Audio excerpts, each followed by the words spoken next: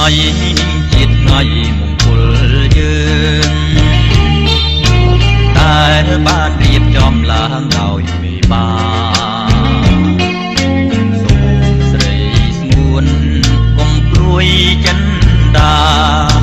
បងសូមសច្ចារក្សាលោកស្រីអូនអីរៀននឹងបានស្ដាប់វាចារៀបថាស្នេហាអូនមិនដែលយល់តែពេលនេះបានឃើញហើយបានស្គាល់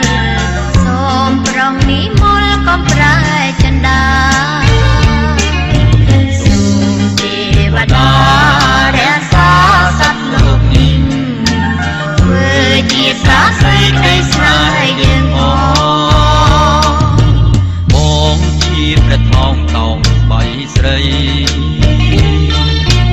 ហើយសួនពិសីជានាម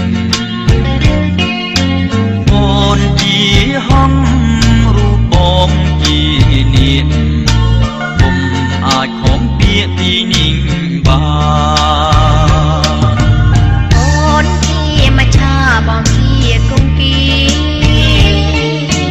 អូនជាក្តាំងងារបងជាសារួមអូនបានរួក៏ព្រោះតែដំហើមបងជាសន្សាមសម្រាប់អូនបងសូមស្បត់ហើយសច្ចាមានមេត្តាបិតាជាសាក្សីបើបងស្មងចំពោះរូបស្រីសូមឲ្យមេឃដីផ្ដន់ជាប